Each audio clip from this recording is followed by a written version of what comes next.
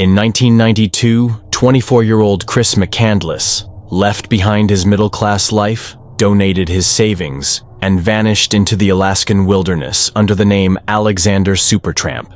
His story inspired books and the movie Into the Wild, but the last photo is what really haunts people. Chris lived alone in an abandoned bus near Denali National Park for over 100 days, surviving off canned food, small game, and foraged plants. He kept a journal but had no way out once the rivers flooded. In August 1992, he realized he was starving and too weak to hike out. He set up his camera and took one final photo. Chris stands next to the bus, wearing ragged clothes, holding a note that says, "I have had a happy life and thank the Lord. Goodbye, and may God bless all." He smiles, thin, sunken, but peaceful. That last photo was found undeveloped in his camera by moose hunters, who discovered his body inside the bus weeks later. No rescue, no farewell except his final image. A haunting reminder of a dream that turned into a tragedy. On Valentine's Day 2000, 9-year-old Asha Degree quietly packed her book bag with her favorite clothes, school supplies, and a few personal treasures. She slipped out of her family's warm home in Shelby, North Carolina, and walked into the freezing rain before dawn, wearing just sneakers, pants, and a long-sleeve shirt. Around 4 a.m., 2 drivers spotted a small child walking alone along Highway 18.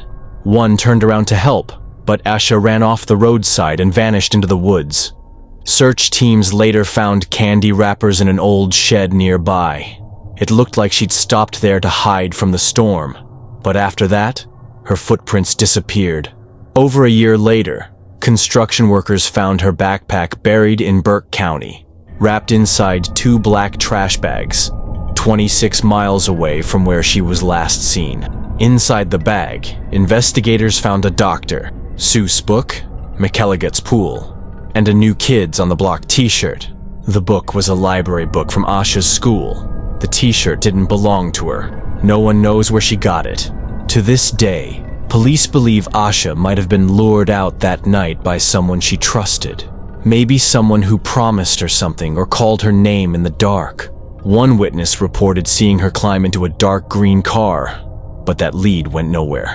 Asha was shy and scared of the dark, the last child you'd expect to run away alone on a stormy night. What made her leave the safety of her bed? Who was waiting for her out there? 25 years later, her case is still open, and someone still knows the truth. Does someone out there remember Asha Degree tonight? Another true cold case, still unsolved. In March 1922, in rural Germany, the Gruber family living at the Hinterkaifeck farm began experiencing strange occurrences. Andreas Gruber, the head of the family, reported hearing footsteps in the attic. A few days later, single-file footprints appeared in the snow leading from the forest to the farm, but there were no tracks returning.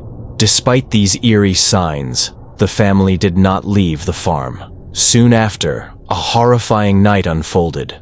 Andreas and his wife Cecilia, their daughter Victoria, grandchildren Kazilia and Josef, and their newly hired maid Maria were lured one by one into the barn and brutally murdered. The murder weapon was a sharp mattock found on the farm.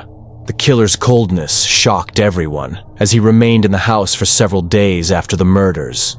The animals were fed, smoke rose from the chimney, and meals were prepared. Someone had lived among the bodies. When neighbors finally came to the farm, they were met with a terrifying scene. The bodies were stacked and partially covered with straw.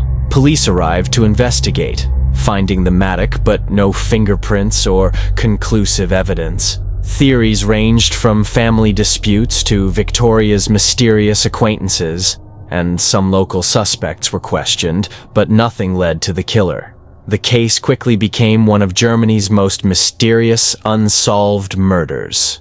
The farm was eventually demolished, leaving only an empty plot, but even that could not erase the questions that remained. Over 100 years have passed, yet Hinterkaifeck is still remembered with the same chilling questions. Who made the footsteps in the attic? Whose footprints were those in the snow? And who had the dark mind to kill an entire family and continue living among their bodies for days? On June 3, 2011, Lauren Spearer, a 20-year-old student at Indiana University, went out drinking with friends in Bloomington, Indiana.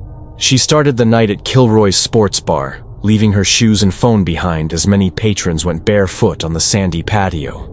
Around 2:30 a.m., she left the bar with friends and returned to her apartment at Smallwood Plaza with Corey Rossman. Security footage shows her entering the building, then leaving again shortly after with Rossman. Still without her shoes or phone, they went to Rossman's apartment, then to his neighbor Jason Rosenbaum's place around 3:30 a.m. Witnesses say Lauren was very intoxicated and stumbled.